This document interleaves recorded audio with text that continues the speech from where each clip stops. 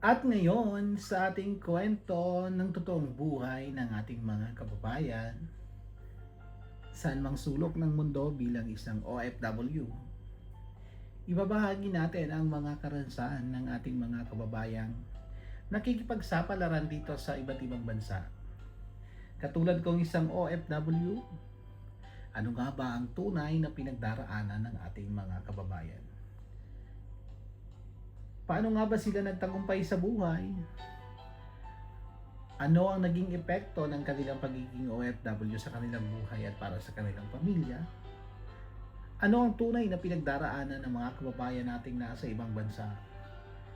Kalungkutan, saya, hinagpis, pagdurusa, at iba't ibang mga pinagdaraanan para makasurvive, para makamtan ang kanilang mga pangarap sa buhay, para matulungan ang kanilang mga pamilya sa ating bansa. Maahon ang kanilang pamilya sa kahirapan, at higit sa lahat, maibigay ang mga pangangailangan ng kanilang mga anak, ng kanilang mga kapatid, ng kanilang mga magulang. Ano nga ba ang pinagdaraanan ng ating mga kababayan? Ano ang kanilang kwento?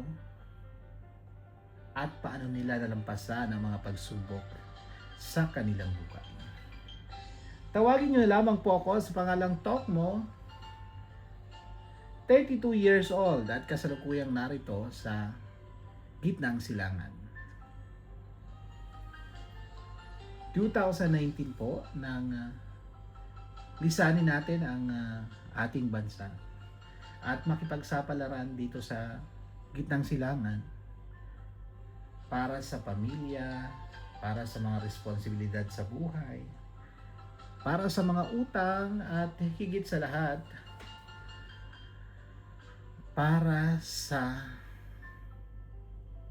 mga suliraning iniwan sa ating bansa na tanging ang paraan lamang ay mamasukan ka sa ibang bansa dahil wala namang opportunity sa ating bansa. Mayroon mang opportunity, subalit para lamang sa may mga pinag-aralan. Marami nga sa atin na nakapagtapos ng pag-aaral pero wala rin makuhang matinong trabaho dahil sa kompetensya ng trabaho sa ating bansa. Magka mayroon ka man ng trabaho, kung hindi ka nakapag-aral, maaring bumagsak ka sa pagiging kasambahay, maaring bumagsak ka sa pagiging helper sa mga grocery store, mga supermarket, maging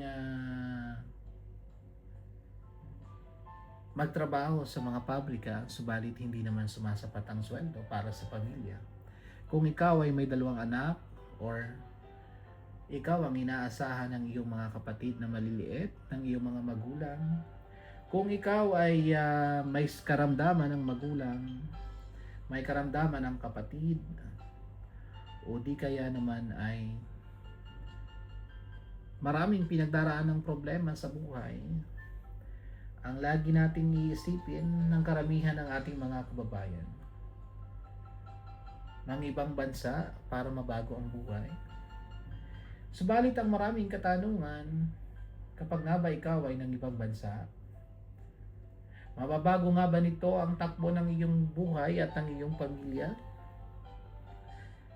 Mababago ba nito ang tunay na realidad ng buhay at kahirapan sa ating bansa para sa ating pamilya? Or di naman kaya, kapag nga ba ikaw ay naging ibang bansa, 100% na bang gaganda ang iyong buhay? Makakapagtapos nga ba ang mga anak mo kung ikaw ay ng ibang bansa? Mapapagawa mo ba talaga ang bahay mo sa Pilipinas kung ikaw ay mang ibang bansa? Pagbalik po ba ng Pilipinas, buo pa rin ba ang iyong pamilya? Kayo pa rin ba ng iyong asawa? Ito ang maraming katanungan ng mga kababayan nating nilisan ng ating bansa. Ano ba ang pagdaraanan ng ating mga kababayan Pagdating nila sa bansang kanilang pupuntahan, mabuti ba ang kanilang magiging amo? Mabuti ba ang kanilang magiging katrabaho? At mabuti ba ang magiging kalagayan nila sa ibang bansa? Hindi ba nila pagdaraanan ang mga pinagdaraanan ng marami nating mga kababayan na nagtatago dahil walang papel o tinatawag na mga TNT sa iba't ibang bahagi ng mundo? Hindi lamang dito sa gitnang silangan, ganon din sa iba't ibang lugar at parte ng mundo. Kaya ba ng katawan mo ang sobrang lamig kapag taglamig? Kaya ba ng katawan mo kung dumating na ang tag-init tulad dito sa gitnang silangan? Kaya ba ng katawan mo at ng isip at puso mo na mahiwalay sa pamilya mo sa Pilipinas? Kaya ba ng isip at puso mo ang kalungkutan? Maraming tanong na mahirap sagutin, pero ito ang tunay na pinagdaraanan ng ating mga kababayan. At isa na ako doon. Maraming mga kababayan natin ang nagdurusa din sa ibang bansa dahil sa kalupitan ng kanilang mga amo, dahil sa liit ng sweldo, o di kaya na may nakakaranas ng pangmomolestya, pananakit, at higit sa lahat,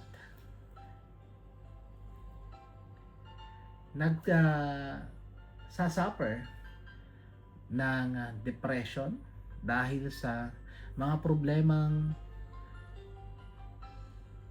nanggagaling mismo sa pamilya sa Pilipinas, at marami pang problemang kinaharap ng ating mga kababayan. Marami rin na mga kababayan nating naging OFW ang nasira ang pamilya dahil nagkamayroon ng ibang kinakasama o karelasyon ang kanilang asawa sa Pilipinas, o di kaya na may natukso ang mga kababayan natin dito sa ibang bansa at sila mismo ang sumira sa kanilang pamilya. Marami din ang mga kwento ng buhay na kapag umalis ka ng Pilipinas, taon ang bibilangin bago ka uli makabalik ng ating bansa. Maraming taon ang gugugulin mo at titiisin ng ating mga kababayan para lamang maibigay ang suporta sa kanilang pamilya. Mayroong umaalis sa ating bansa na babalik ay matanda na sila. Maraming mga kababayan nating kapwa OFW ang hindi lang 1 taon, 2 taon, 3 taon, 4 na taon, 5 taon hanggang 10 taon bago bumalik sa Pilipinas. Walang uwian. Tinitiis nila ang kalungkutan. Mayroon pa nga akong nakilala, 22 years bago umuwi ng Pilipinas. Pag-uwi sa Pilipinas, wala rin siyang dala. Pag-uwi sa Pilipinas, dala lang niya ipamasahe niya. At pag-uwi niya sa Pilipinas, hindi siya tinatratong magulang ng kanilang mga anak. Iba ang trato ng kanilang mga nag-anak sa kanya dahil hindi nga naman siya nagpalaki at nag-aruga sa Pilipinas. Ibinibigay lang niya yung mga pangangailangan ng kanilang mga anak. Subalit, pag-uwi niya dahil matanda na siya, parang baliwala lang siya sa kanilang pamilya at sa mga anak niya. Ito ang karaniwang nagiging realidad ng buhay ng ating mga kababayan na nagporsige, nagsumikap dito sa ibang bansa para maibigay ang pangangailangan ng kanilang pamilya. Subalit pag-uwi ng Pilipinas, pinababayaan sila ng mga tinulungan nila, na mga taong kanilang binigyan ng importansya. Mga kamag-anak, kapatid, anak, asawa. Pero pag wala na, parang baliwala na yung hirap, tiis, at pagbibigay na ibinigay niya para sa kanilang pamilya. Marami rin ako nakilala dito sa ibang bansa na tago dito, tago doon dahil walang papel. Part-time dito, part-time doon para lang may maibayad ng bahay, para may maibili ng pagkain dito sa ibang bansa at maipadala sa kanila sa Pilipinas. Marami rin akong nakilala na ginagamit din ang kanilang katawan para kumita dahil wala nga silang papel.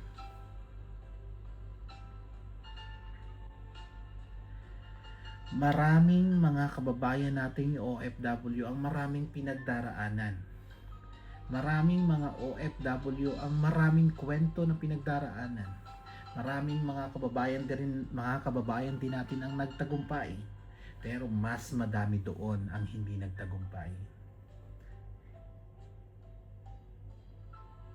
Ako po ay 7 taon na dito sa ibang bansa. 2019 nang umalis ako sa Pilipinas. Subalit hanggang sa ngayon ay hindi ako nakakauwi sa ating bansa. Hindi ko nakikita ang nanay at tatay ko at mga kapatid ko. Dahil mas pinili ko na wag munang bumalik dahil hindi pa sapat ang aking ipon. Hindi pa sapat ang aking pera para mag-for good sa ating bansa dahil ang perang kinikita ko ay sapat lamang pambili ng gamot, pangbigay sa pang-araw-araw ng aking mga magulang at ng aking mga kapatid at ng aking mga pamangkin na umaasa din sa atin. Mahirap ang pinagdaraanan ng tulad ko na hindi umuwi ng matagal na panahon sa ating bansa. Mahirap magtigas-tigasan ng puso, mahirap itago ang kalungkutan.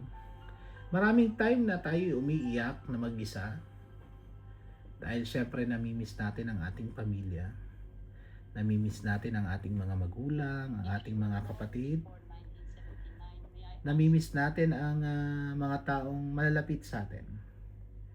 Subalit ganyan talaga ang buhay. Marami tayong laban sa buhay na kailangang paglabanan. Marami tayong mga pangarap sa buhay na dapat tiisin natin dito sa ibang bansa para makamit natin ito. Maraming kwento na hindi natin lubos maisip na kinakaya ng ating mga kababayan. Kaya pag minsan natatanong ko din, alam kaya ito ng mga pamilya sa Pilipinas? Ang pinagdaraanan ng mga kababayan nating kapwa ko OFW dito sa ibang bansa? Or katulad ko din na nagtitiis lamang? Sa mga kwento ng mga ibang OFW na aking nakakausap, ang dami doon puro kalungkutan. Sa 100 siguro ng mga nakausap natin, 1, 2, 3 hanggang 5 lang ang nagtagumpay. At ang 95% doon ay patuloy na lumalaban. Patuloy na inilalaban ang kanilang pangarap para sa kanilang pamilya. Marami akong nakilala na todo kayod sa trabaho, 10 oras o 12 oras na nagtatrabaho sa mga restaurant, mga cafeteria, mga cleaning company na ang sweldo lamang ay halos 30,000 piso, 30,000. Sa 30,000 na yon, maaaring 10 to 12,000 ay para sa bahay dito sa ibang bansa. Pagkain, iba pang gastusin para sa sarili. Sa sobrang hirap ng trabaho, maaaring maneto lamang ng iba nating mga kababayan ay 15,000 to 20,000. Tapos yung matitira na yun sa kanila, ipapadala nila sa pamilya nila. Ipambabayad ng wifi, ipambabayad ng tubig at ilaw, ipambabayad ng bahay na upa, ipambibili ng mga pagkain ng pamilya, ipambabayad sa school at iba pang mga gastusin ng pamilya. Kaya maraming mga kababayan natin dito ang trabaho ng trabaho pero resibo lang ang kanilang naiipon dahil sa pagsuporta sa kanilang pamilya. Ito yung tunay na realidad ng buhay. Marami ring mga kababayan natin ang kanilang pamilya ay hindi nakakaintindi sa pinagdaraanan ng ating mga kababayan. Marami din ang akala nila kapag nasa ibang bansa ka, mayaman ka, ang tingin nila, minimina natin yung pera dito sa ibang bansa. Pero ang totoong buhay, narito yung kalungkutan. Ang totoong realidad ng buhay, narito yung tunay na hirap. Kasi ikaw lang yung lalaban para sa sarili mo at para sa pamilya mo. Iiyak mo na lang kapag malungkot ka. Daraan ang kaarawan mo, daraan ang mga importanteng araw mo sa buhay mo at sa pamilya mo. Daraan yung Pasko at bagong taon pero mag-isa ka lang. Daraan yung Pasko pero may trabaho ka. Iiyak ka talaga kapag naranasan mo yan. Pag minsan kapag mag-iisa ka, mararamdaman mo tumutulo na lang yung luha mo dahil nalulungkot ka. Pero kinabukasan, tatawa ka na lang dahil bagong araw na naman. Bagong laban na naman ang buhay. Dahil ito talaga ang tunay na pinagdaraanan ng ating mga kababayan. Sana dumating ang time, isa din ito sa maintindihan ng ating mga kababayan, ng mga pamilya nila sa Pilipinas, na hindi mahirap, na hindi madali ang buhay sa ibang bansa. Napakahirap.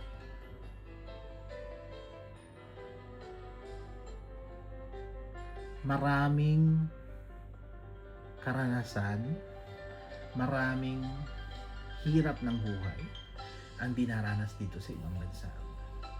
May isa nga akong kakilala na halos hindi siya kumain sa buong araw para lang makaipon ng pera. Kakainin lang niya parata, tubig, tsay, para lang may masubing pera para sa pamilya. Pero nagtataka ako, maraming mga anak ng OFW yung nagagalit kapag hindi sila nabibigyan ng iPhone, kapag hindi nabibigay yung kanilang mga pangangailangan ng kanilang mga magulang, pero hindi nila naiisip. Paano kaya yung kanilang pamilyang narito sa ibang bansa?